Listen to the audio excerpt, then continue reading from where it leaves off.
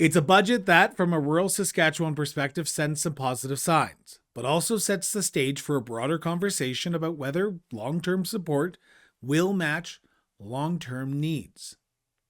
Today, we are looking at Budget 2026 and what it means for rural municipalities across Saskatchewan, where local governments are watching closely for support in the areas that they say matter most: agriculture, infrastructure, healthcare, policing, and a fair, predictable model for municipal revenue sharing.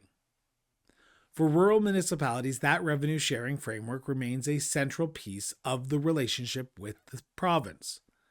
This year, rural municipalities are set to receive just under $112 million through municipal revenue sharing, funding that local leaders say is essential for planning, budgeting, and making multi-year investments without facing unexpected shortfalls. Infrastructure is another major focus. The province is increasing funding for Rural Integrated Roads for Growth program to $20.4 million, a move being welcomed by rural leaders who say reliable roads and bridges are critical, not just for residents, but for moving grain, livestock, farm inputs, and the goods that power Saskatchewan's economy. Healthcare also remains front and center. In many parts of rural Saskatchewan, access to timely care close to home is tied directly to whether communities can attract and retain families, workers, and businesses. And in this year's provincial budget, there is also targeted support for mental health, including a $200,000 investment in the farm stress line and expanded services for agriculture workers and their families. Public safety is another key issue for rural leaders. Rural municipalities have been calling for some time for better response times and more visible policing, and this year's budget includes funding for the Small Town and Rural Policing Grant Program, support aimed at strengthening community-based policing and helping local services better complement RCMP efforts. So while there is praise for parts of this budget, there's also a larger question. Will these commitments translate into lasting support for rural municipalities to help drive growth across the province? Joining us today is Bill Huber, president of the Saskatchewan Association of Rural Municipalities, to discuss what stands out in this budget, where rural Saskatchewan is seeing progress, and where more work still needs to be done. This is Municipal Affairs. You stepped up to serve your community. Now take your leadership to the next level. Introducing GEMS, Governance Essentials for the Municipal Sector, a practical, Saskatchewan-based training program designed for council members and those who support them. Whether newly elected or a seasoned leader, GEMS helps sharpen the skills that matter most: decision-making, accountability, financial stewardship, infrastructure oversight, and navigating the complex realities of municipal governance. This isn't your typical classroom. GEMS is flexible, online, and built for busy people. You don't need a university degree, just a commitment to good governance. For some, it's been years since taking a course. That's okay. GEMS is designed to build confidence and knowledge. There is a short assessment, but it's there to reinforce your learning, not to trip you up. If cost is a concern, talk to your administrator, as there may be grants available to offset some of the costs. Because when local leaders grow, entire communities benefit. GEMS, because good governance isn't just important, it's essential.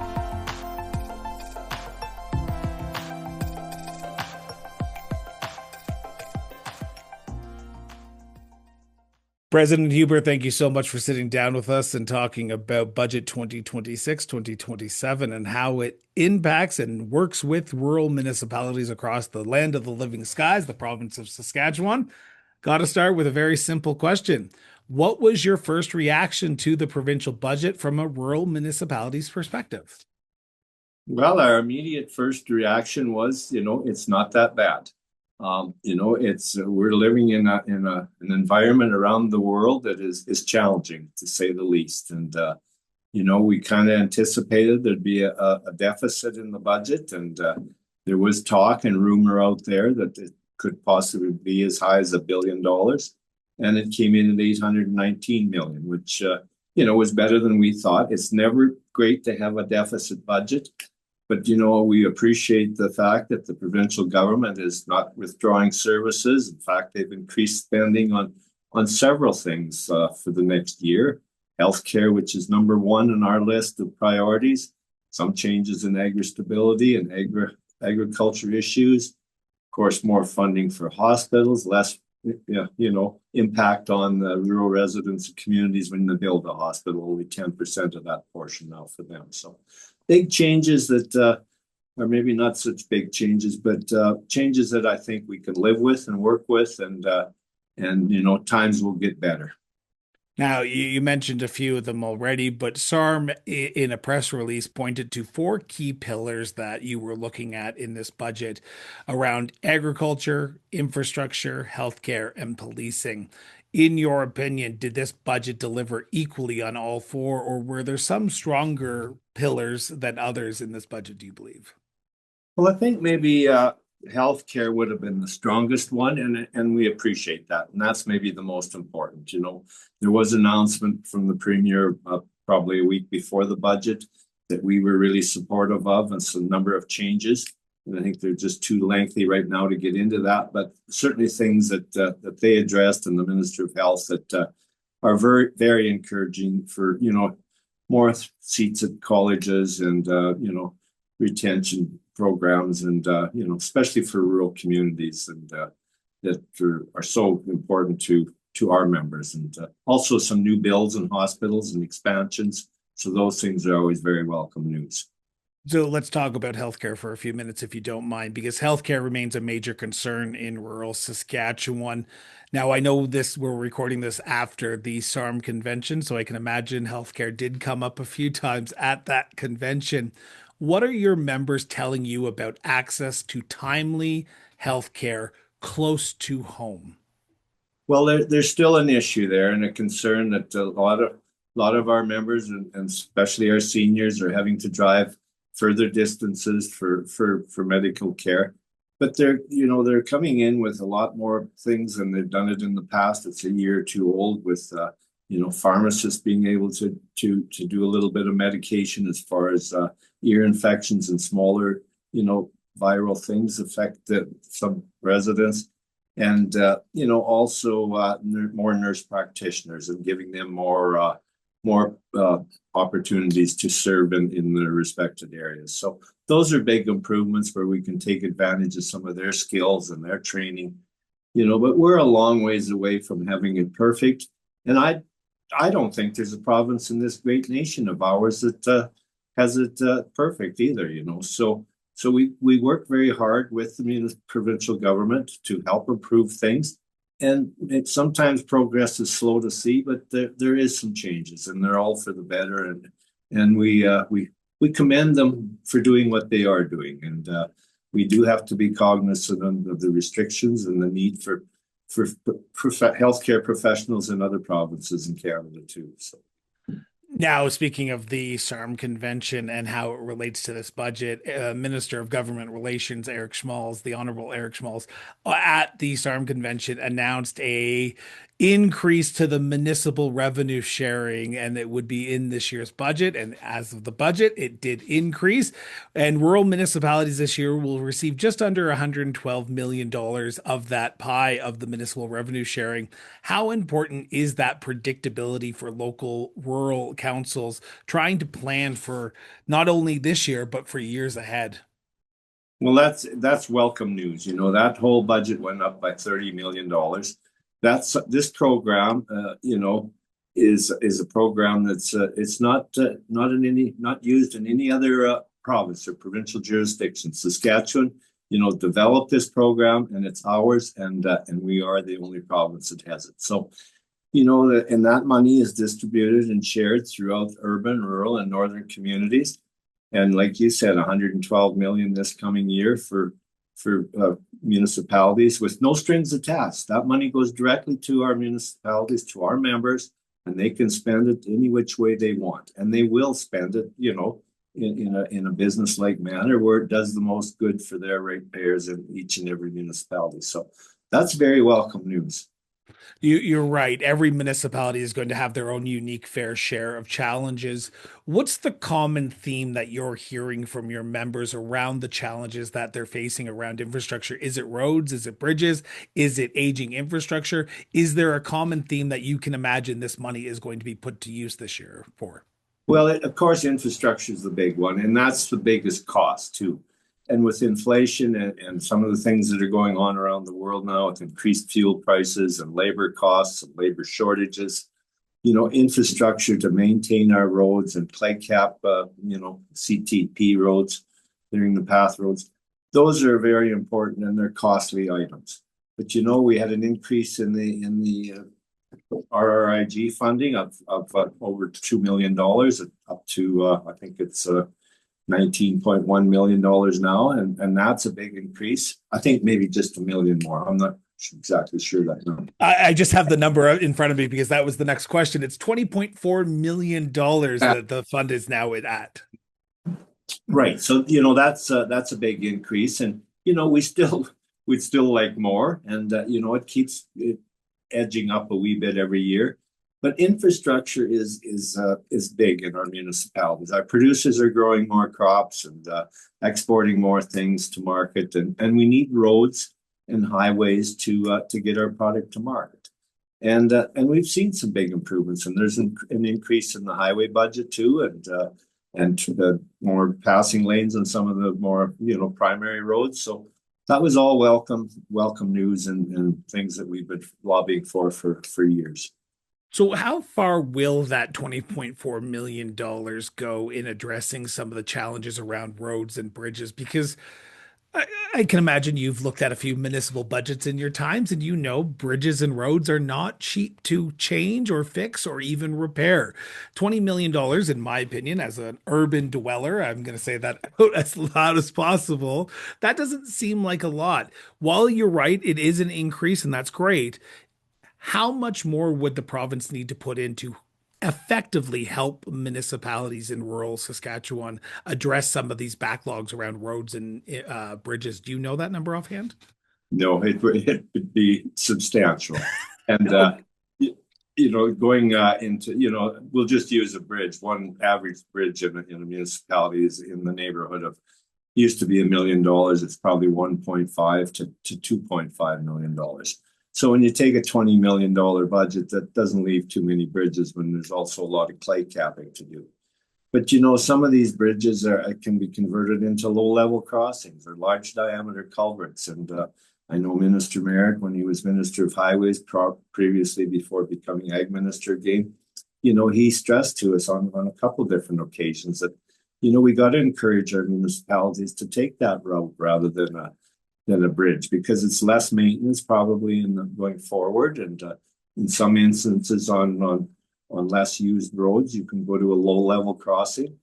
And they've come out with a new design now on bridges, our bridge engineers, where we got lower rail sidings on them, so we can get heavy equipment across and wider equipment without farmers having to detach that equipment from their main power source. So it makes it easier for them for transportation from different locations on their farming operations. The roads and the bridges of rural Saskatchewan, and even across all of Saskatchewan, are the lifeline for a lot of our resources, whether they be critical minerals, whether they be agriculture, whether they be farm equipment, so on and so forth. How important is it for a strong road network, bridge network in Saskatchewan to fuel the provincial economy, do you believe? Well, it's very important because we need that infrastructure on CTP roads and our municipal infrastructure to get our crop and our livestock products and whether it's poultry or hogs or beef, to a market that's or to connect to a highway. So those things are so important, and those roads deteriorate fast. And a lot of parts of the province have experienced drier conditions in the last few years. but even in them dry conditions, those roads still see wear and tear and abuse, and maybe even not as much traffic on it because if you would have had a bumper crop in those areas. But we have to make sure that those roads are maintained so that our truckers and our people that are moving products have an acceptable route to take, and that they can travel on it safely. Going back to healthcare just for a quick second, because it ties in with agriculture. This year's provincial budget includes support for the farm stress line and expanded mental health services for agriculture workers and their families. How meaningful of an impact is that investment for rural municipalities and rural communities? I think it's you can't even put a price on it. It's very valuable, and I think our producers and our members need that kind of support because we are going through some challenging times in agriculture. We really are.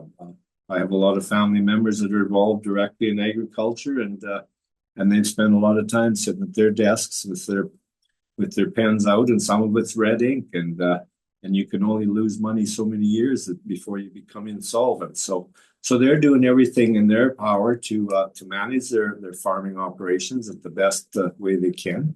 But it is challenging times, and there's times where they feel like giving up, and they need that mental support, even if it's just somebody to talk to at the other end of the line. rather than having to share that with a family member or something, or a neighbor. And if they can talk to somebody like that in confidence, I think that means a lot.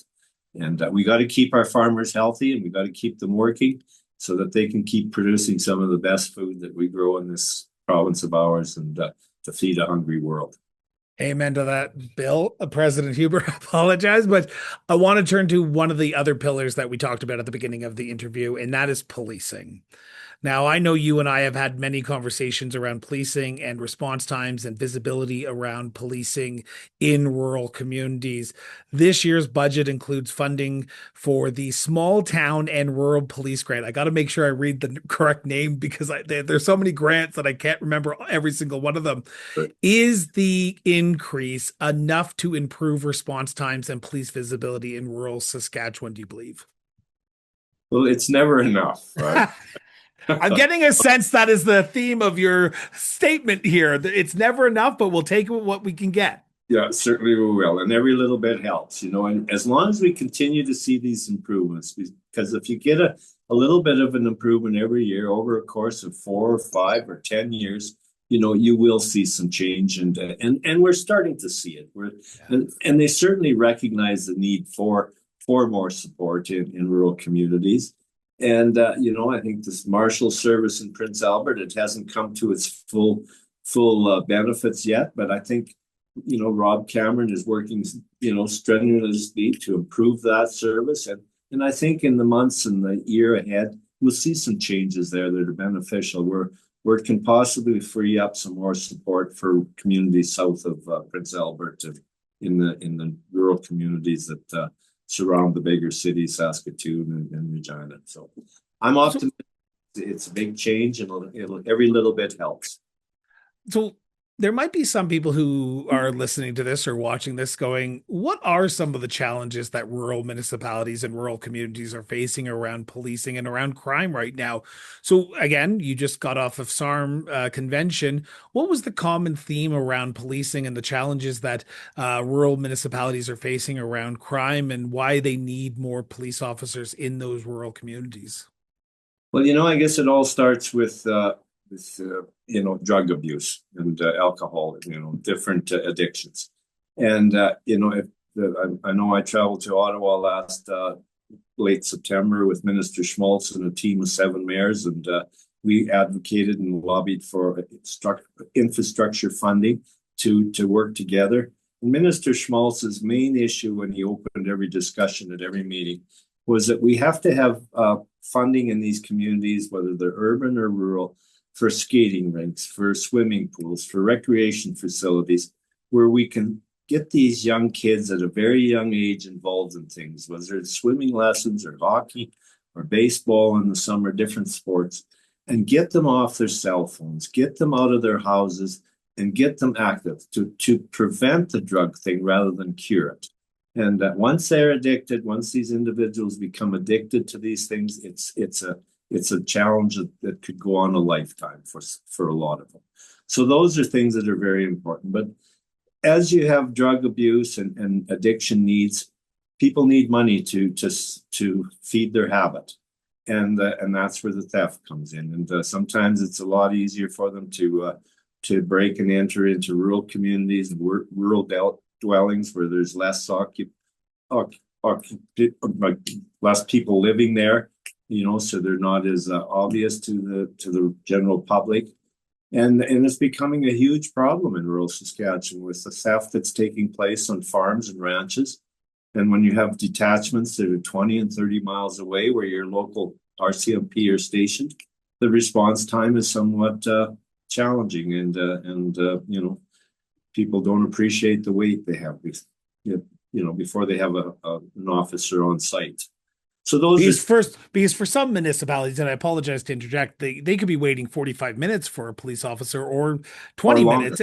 And I'm not trying to be hyperbole about this, but that could be life and death for some people, where there could be someone who is in your house or on your property and who knows what they could do. And I'm not trying to be like the sky is falling, but for some it could be. Yeah, it certainly could be, and it has been. And we want to make sure that we keep pushing hard for bail reform. There's been some changes, but they're minimum. And I mean, we have to convince our federal politicians that how important it is to make sure these individuals, once they're caught and apprehended, that they're kept in prisons for a length of time that hopefully that they can have some rehabilitation. They're not just catch them and release them in 2 or 3 weeks, because our members are getting discouraged with bringing the same individuals back into custody week after week, and that wears on their ability to perform and do their job, efficiently. SARM has said in numerous conversations between you and I, but also in general, that a strong Saskatchewan depends on strong rural communities. Do you believe that that connection that SARM has been pushing for is fully understood at the provincial level, looking at this budget? I don't know if it is or not, Chris, but that's a message that we're trying to get across to our members. And I've advocated on that for a long time. And I think that trip I mentioned a little earlier about traveling to Ottawa with Minister Schmaltz and his team and the urban representatives, that was very beneficial, because Mayor Chad Bashinsky was on that trip to Ottawa, and some of the things, and also the mayor of Yorkton, and some of these cities that have agriculture facilities that are processing plants. And I'll just use Regina with AGT Foods as an example. But in order for AGT to expand and increase their export capacity and their processing capacity there, they need wastewater infrastructure improvements badly. And that costs hundreds of millions of dollars to do some of these things. So those are things that need to be done. They need wastewater management in Yorkton too, where the 2 largest crush plants are. We're very fortunate to have JRI and Louis Dreyfus come into those small cities and put those facilities there, especially with the threat of tariffs last year. And the threat became reality. They were in place for nearly a year. Thank God there's been some improvement there and reduction in those tariffs. But without those crush plants, producers wouldn't have had any opportunity to deliver canola seed to their local inland terminal outlets. So I think it's so important that rural and urban work together on some of them things to improve that infrastructure. It's not only a road that leads to your field where your grain bins are, your grain handling facilities, but also that leads to some of these, at-home processing plants that's so valuable to what we need in Saskatchewan. We have to process more of our products here rather than shipping it as a raw material to other countries and letting them do it. And Murad Al Khatib is a prime example of that, and Richardson in Yorkton and Louis Dreyfus. We got to commend those people for the work that they've done to make this a better place for our agriculture community. If anything has taught us, if the last week and a half, almost 4 weeks, with everything going on with our oil prices has taught us anything, Canada should be doing a lot more at home rather than foreign. And that's just my personal opinion. For those who are about to attack me, please do. I just support Canada, and we need to start producing and refining our products here in Canada. And again, my opinion and my opinion alone. All right. Mine too, Chris. It's the backbone of this nation. In this province, we have so much here to offer, and we're disadvantaged. We haven't got tidewater close, so we have to have good infrastructure to get our products to market, whether it's east or west. Now, I want to rip the Band-Aid off, and I'm going to do it as quickly as possible. And I apologize if it comes out of left field, Bill, but looking at this budget, are there areas in this budget where rural municipalities still need to see more detail about, because we're still in early days of the budget, before deciding how effective parts of this budget will be for rural municipalities? Well, we still need we need to retain our people in this province, and so they're educated here. We have the facilities to educate them, whether it's for veterinarians, whether it's for doctors, nurses, healthcare professionals in any field. They have to be paid properly. They have to be trained properly, which they can be, and we have to keep them here. So retention is another big thing, and recruiting them is and encouraging them to pursue careers in healthcare. You know, we need to have people go into our schools and our universities and say, you know, if you do get a degree in nursing, whether even if it's an LPN or a registered nurse or a nurse practitioner, you're going to be guaranteed a job in this province, and a job that pays fairly well, and a job that's, you know, lifelong. It'll be a career. And I admire each and every healthcare worker, because it's not an easy job. They go through some challenges, especially people in the ER, you know, and the abuse they take. We need more funding for agriculture to improve our research and development of processing and stuff. But, you know, a good example is the research stations that the federal government is threatening to close, or they've announced to close them. And we're fighting hard to try and keep those facilities open. And they're so valuable to our seed production, our livestock industry, for genetic traits. Those are things that don't cost billions of dollars. They cost a few $1 million. And we've got to convince the federal government to change their mind on their attitude there. There's a $700 million fund on greenhouse, emissions, and take some of the money from that and put it into innovation and seed development, things like that, that are way more valuable to our producers and our members than the greenhouse emissions. We're low emitters. We've done the best we can in fertilizer placement and every other thing that's related to climate change, or that they view as climate change. And I think that money would be well spent somewhere else if we just had a wee bit of common sense that went along with some of that stuff. That's a big word, a small word with a big meaning, and it really is. It certainly is. And I am cautious of time, so I have one final question for you, President Huber, and it's the $1 million one. Are rural municipalities better off today than they were before this budget was tabled? Yes, I think they are. Really? Yeah. Nice and simple. Great way to end an interview. Well, every time you get a few more dollars, things got to be better. And if I trust each and every municipality in this province, rural ones. They've done an excellent job, as far as I know, over my lifetime being involved in municipal politics, where they manage their money and the ratepayers' money to a beneficial way to support everybody in their communities. So every little dollar helps, and I think we're making steps in the right direction. Big, lots of room for improvement, but we're not going backwards, I think. Well, President Huber, thank you so much for sitting down and talking about SARM's perspective on the 2026-2027 budget. I feel like this is just scraping the barrel, but we are going to probably have a few more conversations over the next few months around how this budget will be impacting and sort of the challenges rural Saskatchewan and opportunities rural Saskatchewan has in store for it. So thank you so much for doing this. Well, I hope I have the opportunity to visit with you again, and we'll keep giving you the improvements that we see and some of the challenges that we've overcome. So look forward to the next one, whether it's a month from now or 2 months from now, Chris. So it's always great. This edition of Municipal Affairs was sponsored by the Johnson, Shayama, Graduate School of Public Policy. Thanks for tuning in for another edition of Municipal Affairs, the show where we take a closer look at the people, the policies, and the practical decisions shaping local governments across Canada. Now, each episode is designed to dig beneath the headlines and bring forward real conversations about the challenges and, yes, even opportunities facing municipalities of all sizes. Now, if today's discussion was useful or even thought-provoking, we encourage you to subscribe to the show, leave a review, and share this episode with your colleagues, your council members, or any municipal professional who cares about strong local government.